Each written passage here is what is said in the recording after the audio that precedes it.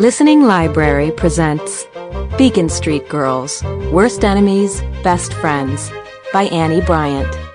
Read for you by Cassandra Campbell, Emily Janice Card, Pamela DePella, and Jennifer Beatty Yen.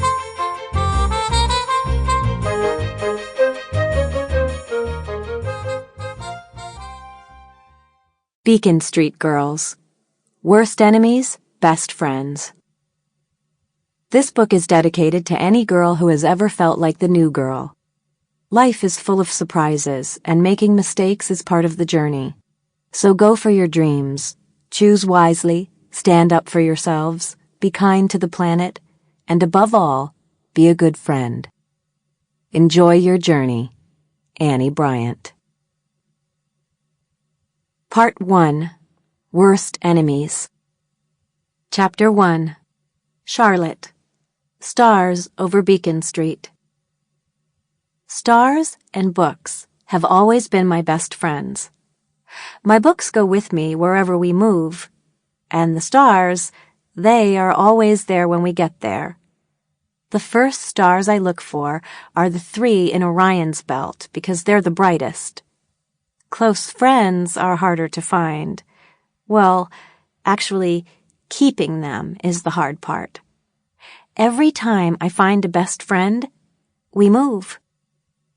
The night before starting Abigail Adams Junior High, I pulled my fleeced blanket around me and snuggled deep into the beanbag chair I had dragged out on the balcony of my new bedroom. I missed Sophie and Paris, but I was excited too. This year was going to be different. Dad's a writer and likes to live wherever his book in progress is based. We've moved every 2 or 3 years since I was 4. For the first time ever, I was the one who had chosen where Dad and I would live. Brookline, Massachusetts, USA. I was born here, and even though I could barely remember it, this was where we were a family before my mother died. I hoped we'd be here for a long, long time. Charlotte, why is your light out? It's easier to see the stars. I'm outside, Dad. Of course. How could I forget? He said. Isn't that a great balcony? It's just perfect. Come see. Dad came through my bedroom and the outside door to kneel beside me, as he had many times over the years. Remember the first time I showed you Orion? Sure, Dad. Africa. Little different here, isn't it? He said, putting his arm around me. Yeah, in the southern hemisphere, Orion's upside down. But you can still see him from here. I like that. How are you feeling about school tomorrow? You mean, like in Africa, surrounded by laughing hyenas? Don't worry, Dad. The kids will not be laughing at me tomorrow. No more first-day disasters. I'm almost sorry to hear that, said Dad. It's become kind of a first-night tradition to hear how you shake things up. He smiled. Which story is my favorite? Port Douglas? No, Paris. Sure I won't be getting a phone call about my daughter spying in the boys' bathroom? Dad, they speak English in this country. How was I supposed to know that garçon meant boy? I couldn't escape once all those garçons were in there. Tomorrow will be different. You'll see. What about you? How are you feeling about your first day of school tomorrow, Professor Ramsey? Well, it's been a while, but I dragged out the old lesson plans and they're not looking too shabby. Lesson plans? Come on, Dad, what are you wearing? That's what they're going to notice. I dragged him inside. I've been studying kids for a week here to figure out how to fit in. I've got the Brookline camouflage look all figured out. Hooded sweatshirt, jeans, and flip-flops. Charlotte, do you honestly think they're going to care about my clothes after I enchant them with my fascinating thoughts on creative writing? I have gems to share about character development that... Dad, I hate to tell you this, but kids notice teachers' clothes much more than what they say, especially the first day. I think you should wear jeans. Are you riding your bike? Sure, he nodded. Then, whatever you do, don't leave your pants tucked into your socks. My daughter, the nerd police. He laughed. He leaned against the doorway and checked out my room. This looks great, Charlotte. That photo you took from the top of the Eiffel Tower is one of my favorites. He walked over to the desk, which was perfectly arranged with my pens, journals, laptop, and picture of me and Mom on the swan boats in Boston when I was a baby. I'm glad you like the desk, he said. Your mother spent a lot of hours at it grading papers. It's the best, I said, giving him a hug. I've always wanted a writing desk with a cool view. Are you about ready for bed? I want to send Sophie an email.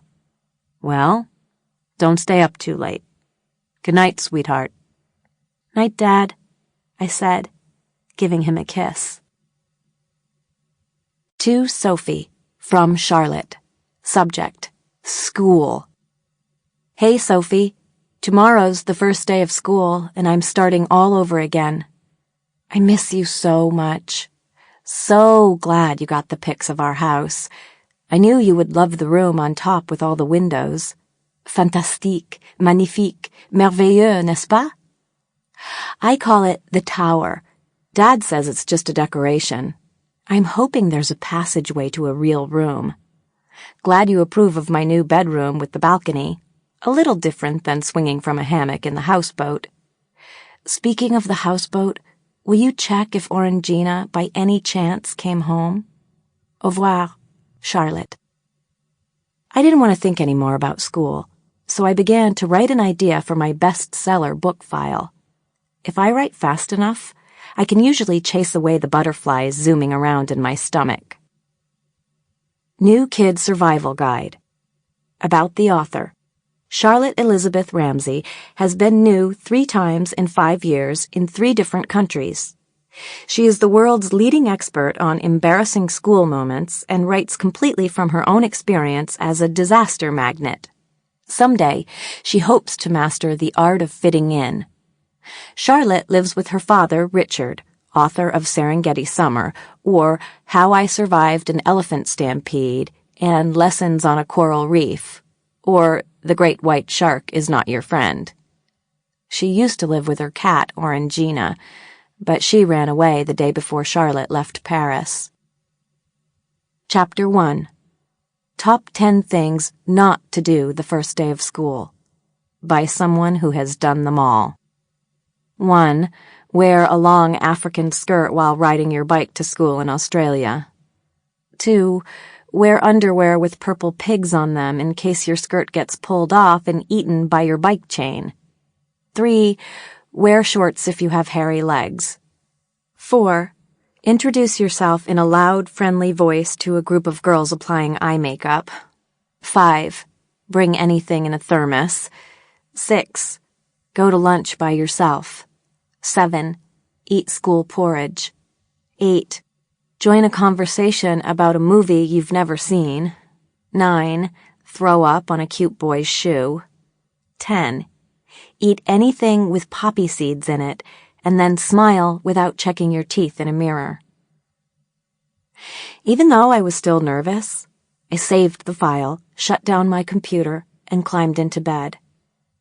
After 20 minutes of tossing and turning like a beached codfish, I flipped the light back on. Time for desperate measures. I hopped out of bed and got my oldest stuffed animal, Truffles the pig, down from the shelf. I also took my mom's old denim jacket off the back of my desk chair and put it on over my pajamas. I wear it for inspiration when I'm writing, but that night I needed it for comfort. I pulled it around me and got back into bed, fingering the charm bracelet in the pocket.